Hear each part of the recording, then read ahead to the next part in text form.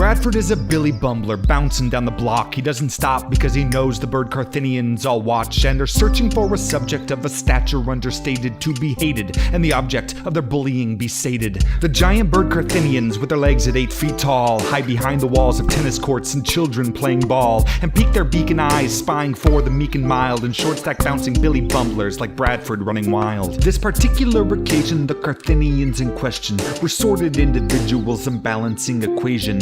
Picky, Tim, and Proper were a gang of old-school ilk. They would dance and prance their fancy feathers, feed kids spoiled milk. When 8-inch little Bradford came skipping down the sidewalk, Picky turned to Tim and Proper, said, "Let's have a little talk." One leg rose straight up to a height of 16 feet. Then he giggled, straddled wall, made his way across the street, said, "Hey there, little man, why you in such a hurry? Stop and have a chat with us, little bumbling Billy."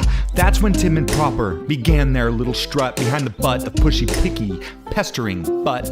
Tim this time was caught off guard, stared hard down at Bradford's large, bulging eyes. He tried to squeak, "Good day, what's the problem be?" "Problem?" Picky belted. "You're standing in my way. My friends and I were just out for a stroll enjoying this beautiful day, when looky here down at my feet, little pipsqueak bumbler." "Bradford," he interrupted, though in truth he kinda mumbled. "Bradford, is it, huh? Well, it's a pleasure to meet ya.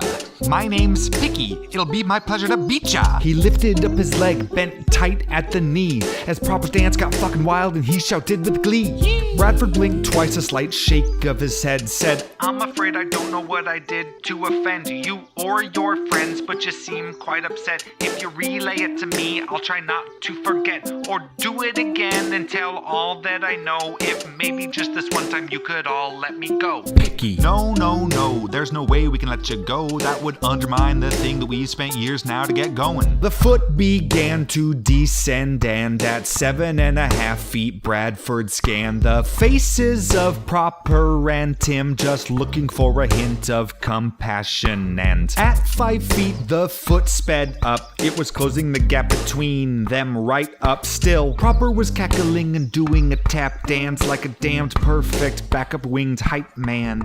3 feet 7 inches, Tim and Bradford's eyes locked. Tim, in that moment, didn't know why he mocked this poor little guy just walking along, probably humming the tune to his favorite song. A foot from Bradford, Picky's foot stopped flat right in its tracks. Tim had placed his foot at 80 degrees just in a flash. "Hold it now, hold it." Tim stepped in front of his bros. "What the hell are we doing, acting like a pack of crows? Picking on this pipsqueak here is much beneath our beak. If we keep it up, it'll just make us come off ourselves as weak." Agog, the other birds just stopped, frozen in a true imaginary state of shock. Picky leaned forward and on Tim put all his weight. "Bad move, bird brain, now you're the one who needs saved. No one, not even you, brother Tim, can get away with interfering with Cathinians." Picky and Proper stepped back a couple, then leered, sneered, and otherwise made faces at this ex-friend. Then with a grandeur that is reserved strict for royalty, they danced a jig and sang their way right on down the street.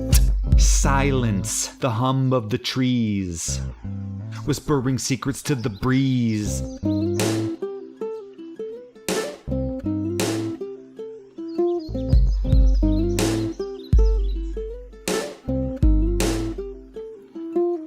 "We don't need to make a big deal of this," said Bradford first. "Don't you think that we can just forget that it even happened and move on? I bet that your friends will be fine before long. Besides, I wasn't in any harm. You guys might be big, but you're slow as a gosh darn ox you are. Well, I'll see you around." Then he shot off like a jet, faster than sound. Tim stood blank, then he started to giggle. Did a little dance he called the wiggle, yeah.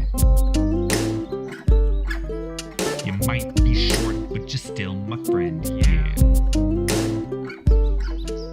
This might be short, but it is the end."